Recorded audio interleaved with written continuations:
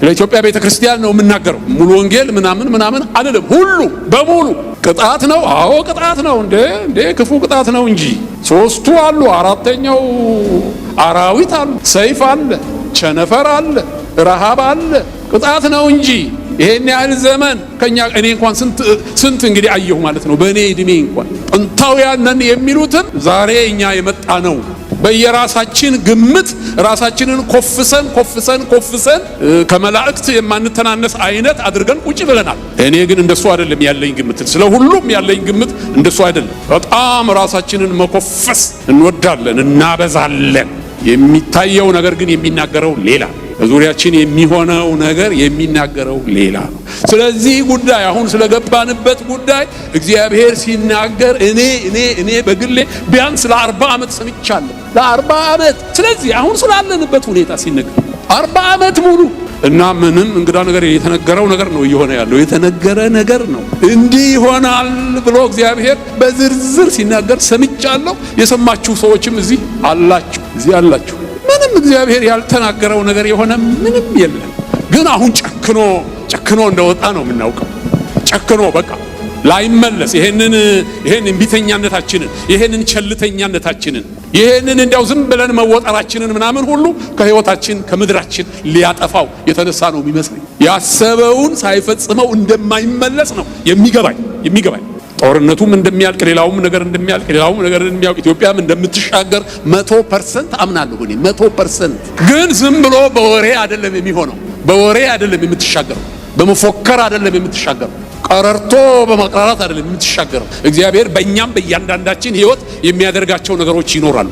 በእኛ በቤቱ ውስጥ ባለን ሰዎች፣ በምናገለግለው ሰዎች፣ በመድረኩ ላይ በምንቆም ሰዎች ህይወትም የሚያደርጋቸው ነገሮች ይኖራሉ። ደግሞ ይኑሩ። እኔ ፈልጋቸዋለሁ፣ እነሱ ያስፈልጉናል። ያለዛ እኛ መስመር ውስጥ አንገባም። እንዲሁ እንደሆንን ምድሪቱ በቃ እንደዚሁ ትቀራለች ማለት ነው፣ እኛና እግዚአብሔር ሳንገናኝ።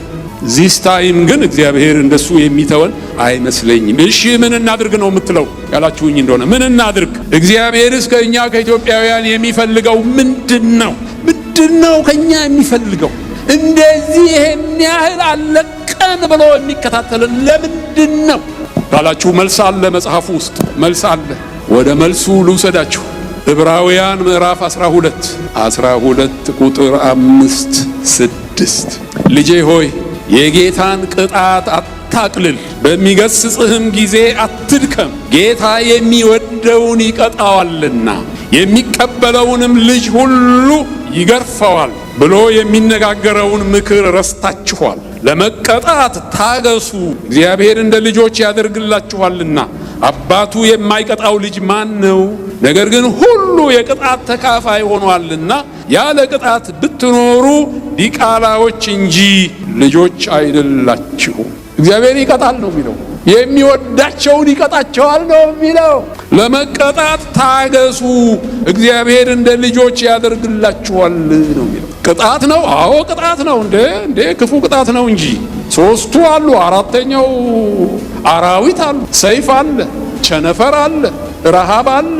ቅጣት ነው እንጂ ይሄን ያህል ዘመን ከኛ እኔ እንኳን ስንት እንግዲህ አየሁ ማለት ነው። በእኔ እድሜ አድዋን ብቻ ነው ያላየሁት፣ ማይጨውን አላየሁም። ልክ ማይጨው እንዳለቀ ነው እኔ የተወለድኩት። 33 አለቀ፣ እኔ 34 ነው የተወለድኩት። እኔ ስወለድ እንግሊዞች ነበሩ በኢትዮጵያ። ከዚያ በኋላ የሆኑትን ሁሉ አያቸዋለሁ፣ ሁሉን ቀምሻቸዋለሁ። በውስጣቸው ነው ያለፍኩት። ወደ ጌታ ከመጣሁም ወዲህ እንኳን ይሄው እንግዲህ ሶስተኛዬ ምናምን መሆኑ ነው ሳይ እና ቅጣት ነው። ለምንድን ነው የሚቀጣን እግዚአብሔር? ምን አጥፍቼ ነው የሚቀጣኝ? ይሄው እንደሱ ነው የሚለው መጽሐፍ። የጌታን ቅጣት አታቅልል፣ በሚገስጽህም ጊዜ አትድከም። ጌታ የሚወደውን ይቀጣዋል፣ የሚቀበለውንም ልጅ ሁሉ ይገርፈዋል ይላል። ጥቅሱ የተወሰደው ከመጽሐፈ ምሳሌ ምዕራፍ 3 ቁጥር 11-13 ላይ ነው። 11 እና 12 ላይ ነው። ይሄ ጥቅስ ከብሉይ ኪዳን የመጣ ጥቅስ ነው፣ ግን በአዲስ ኪዳንም ጠቅሶታል የዕብራውያን ጸሐፊ። ደግሞም ለመጨረሻዋ ዘመን ቤተክርስቲያን እንደዚሁ ተብሏል። ለመጨረሻዋ ዘመን ቤተክርስቲያን ወደ ራእይ ዮሐንስ ምዕራፍ 3 ሄዳችሁ ለሎዶቅያ ቤተክርስቲያን የተባለውን ስታዩ ራእይ ዮሐንስ ምዕራፍ 3 ቁጥር 14 ጀምሬ ላንብብላችሁ። በሎዶቅያም ወዳለው ወደ ቤተክርስቲያን መልአክ እንዲህ ብለህ ጻፍ፣ አሜን የሆነው የታመነውና እውነተኛው ምስክር በእግዚአብሔርም ፍጥረት መጀመሪያ የነበረው እንዲህ ይላል፣ በራድ ወይም ትኩስ እንዳይደለህ ስራህን አውቃለሁ። በራድ ወይም ትኩስ ብትሆን መልካም በሆነ ነበር። እንዲሁ ለብ ስላልህ በራድም ወይም ትኩስ ስላልሆን ከአፌ ልተፋህ። ሀብታም ነኝና ባለጠጋ ሆኛለሁ፣ አንድም ስንኳ አያስፈልገኝም የምትል ስለሆንክ ጎስቋላና ምስኪንም ድሃም እውርም የተራቆትክም መሆንን ስለማታውቅ ባለጠጋ እንድትሆን በእሳት የነጠረውን ወርቅ ተጎናጽፈህም የራቁትነትህ ኀፍረት እንዳይገለጥ ነጭ ልብስን እንድታይም ዓይኖችህን የምትኳለውን ኩል ከእኔ ትገዛ ዘንድ እመክርሃለሁ። እኔ የምወዳቸውን ሁሉ እገሥጻቸዋለሁ እቀጣቸውም አለሁ። በአዲስ ኪዳን ለቤተ ክርስቲያን ይወደናል አይደለም? እግዚአብሔር ምን ጥያቄ አለው? ይወደናል። ልጁን ክርስቶስ ኢየሱስን ሰጥቶናል። እሱ ነው የፍቅሩ ቋንቋ። በእርሱ የሚያምኑ ሁሉ የዘላለም ሕይወት እንዲኖራቸው እንጂ እንዳይጠፉ እግዚአብሔር አንድያ ልጁን እስኪሰጥ ድረስ ዓለሙን እንዲሁ ወዷል ተብሎ የተጻፈልን ክርስቶስን ሰጠን። በቃ የመጨረሻው ፍቅር፣ የመጨረሻው ጥግ የእግዚአብሔር ፍቅር ክርስቶስ። የሚወዳቸውን ይቀጣቸዋል ይላል፣ ይገሥጻቸዋል ይላል መጽሐፉ። አሁን በተግሳጽ ውስጥ ነው እኛ ያለነው፣ በዲሲፕሊን ውስጥ ነው ያለነው። ዲሲፕሊን ያደረጋት ነው እግዚአብሔር ምድሪቱን። ዲሲፕሊን ምንድነው? ጥፋቱ ለሎዶቅያ ቤተክርስቲያን የተጠቀሰው ይቺ የመጨረሻዋ ዘመን ቤተክርስቲያን ነች። ሎዶቅያ የመጨረሻዋ ዘመን ቤተክርስቲያን በራድ አይደለችም፣ ትኩስ አይደለችም። ምን ማለት ነው? ምን ማለት ነው? በራድ ማለት ምንም የማያውቅ ነዋ። የወንጌልን ቃል ያልሰማ ነዋ፣ ያልዳነ ነዋ። በራድ እሱ ነዋ፣ ምንም የማያውቅ። እንዴት ጥሩ መሰላችሁ! እንዴት ጥሩ መሰላችሁ! ምንም የማያውቅ ሰው ስትነግሩት ይሰማል። እግዚአብሔር ልቦና ሲሰጠው ለካ አላውቅም ይላል፣ ለካ ምንም አላውቅም ይላል። የምትነግሩትን ይሰማል። የሚያውቅ አውቃለሁ ብሎ የሚያስብ ሰውማ አይሰማም። ኢትዮጵያ ውስጥ አሁን የሚሰማ ሰው አለ እንዴ? እንኳን ነቢያት ተውትና መላእክት መጥተው አሁን እዚህ ቆመው ቢናገሩ የሚሰማ ሰው አለ እንዴ? ኢትዮጵያ ውስጥ ቄንጥ የሚያወጣ አቃቂር የሚያወጣ የሚተረጉም ምናምን የሚያደርግ እንደዚህ ነው የሞላው። ያውቃላ። የአዋቂ ሰው ችግር ነው እሱ። በቃ ማን ቢናገር አይሰማም።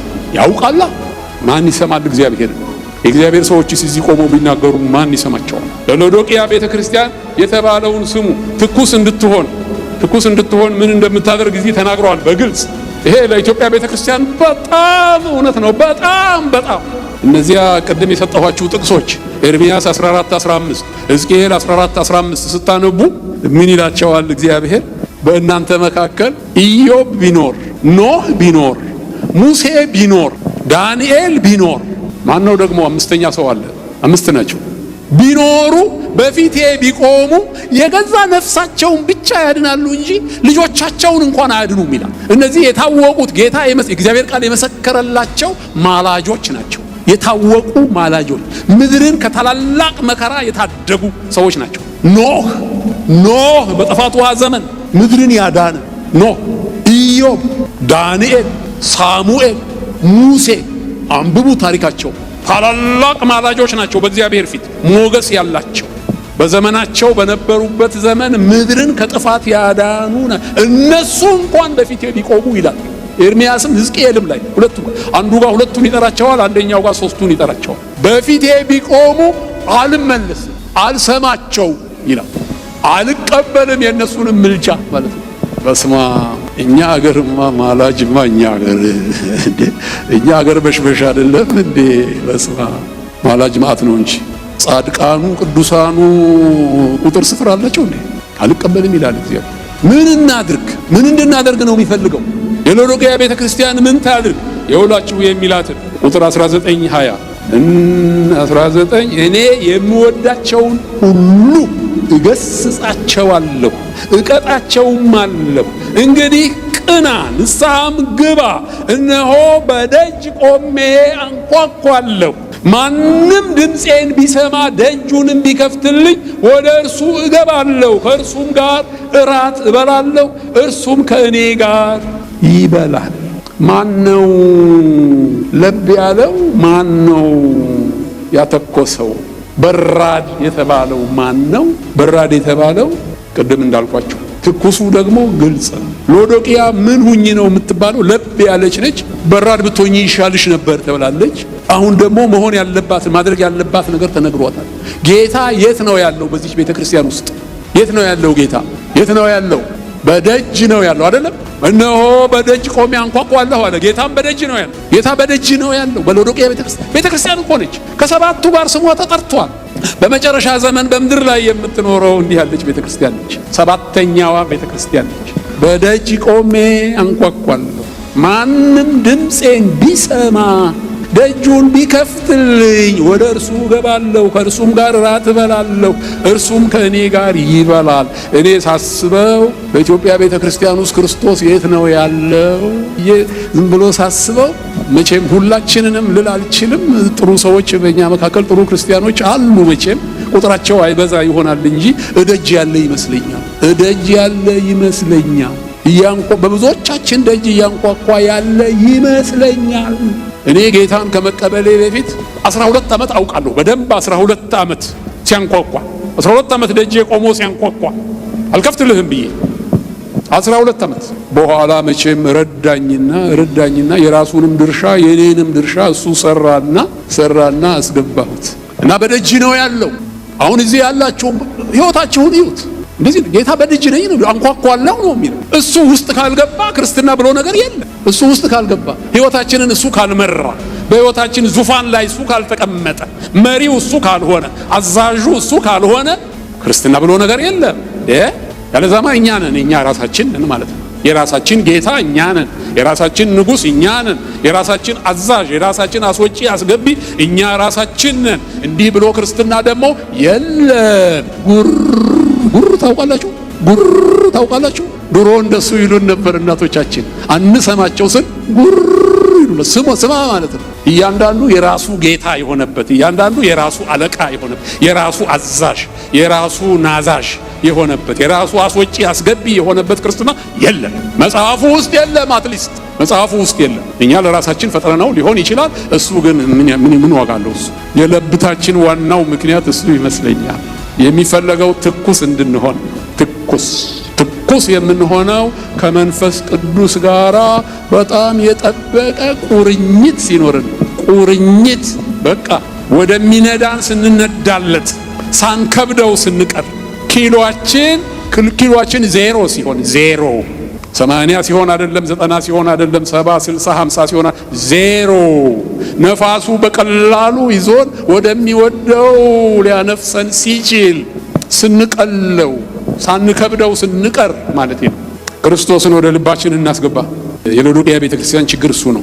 ክርስቶስ በደጅ ነው ያለው። በብዙዎቻችን ደጅ፣ በብዙዎቻችን ሕይወት ውስጥ ክርስቶስ ደጅ ነው ያለው። ምንም ቀላል አንዳንድ እንትኖች አውጡና ራሳችሁን ፈትኑት። ደጅን ውጪ ነው ያለው። እግዚአብሔር ደግሞ ይችን ምድር ይፈልጋታል። ህዝቦቿን ይፈልጋቸዋል። እግዚአብሔር ይፈልጋቸዋል። ለምን እንደሚፈልገን በእውነት አይገባኝም። ምን እናደርግለታለን? ሰው ሞልቷል። መች ጠፋ ሰው? ከኛ ጋር ምን አታገለው? እንደዚህ ይሄን 40 ቁጥር 5 ጊዜ እየመላለሰ በምድራችን ሊያመጣው ምን አታገለው? ለምንድን ነው የሚፈልገን? እንደሚፈልገን ግን እርግጠኛ ነኝ ይፈልገናል። እባካችሁ እንመቸው። እባካችሁ ግባ እንበለው። በሩን እንክፈትለት። የራሳችንን ነገር እባካችሁ እንተወው። እንዲያስተምረን የተላከ፣ ስለ ኃጢአታችን እንዲወቅሰን የተላከ የእግዚአብሔር መንፈስ በመካከላችን አለ። እሱን እናዳምጠው። ቃሉ ደግሞ ይኸው በእጃችን አለ። እሱን እናዳምጠው፣ እሱን እንታዘዘው፣ እናስገባው። ባለፉት ጥቂት ሳምንታት እዚህ አይቻለሁ። ወጣቶች ናቸው መቼም ቲኔጀርስ ይመስሉኛል። 8 9 10 11 እየሆኑ ጌታን ሲቀበሉ አይቻለሁ። እሁድ ቀን እዚህ መጥተው ትልቅ ሰው አላየሁም። 40 50 የሆነው ሰው አላየሁም። 30 የሆነው ሰው ያየሁ አይመስለኝም። 10ዎቹ ውስጥ ያሉ ናቸው። በጣም ቢቸኩል ደግሞ 20ዎቹ መጀመሪያ ዓመታት ላይ ያሉ ናቸው። 6 7 8 9 10 11 እንደዚህ ቆጥር ያለው ሲወጡ አይቻለሁ። ጌታን ሊቀበሉ ሲወጡ በጣም ደስ ብሎኛል። እነዛ ልጆች ሲወጡ ሳያቸው በጣም ነው ደስ ያለኝ። እባካችሁ የቀራችሁ ትልልቆችም አላችሁ። ትልልቆችም ምን ያስፈልገኛል ብላችሁ ነው። ክርስቶስ ውስጣችሁ እንደሌለ ታውቁታላችሁ።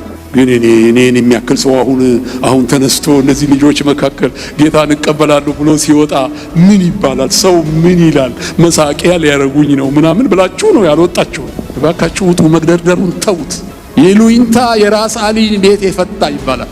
ይሉኝታ የራስ አሊን ቤት ፈታው ድሮ በአፄ ቴዎድሮስ ዘመን ማለት ነው። እሱን ተውት። የትም አያደርስም እሱ ይሉኝታ።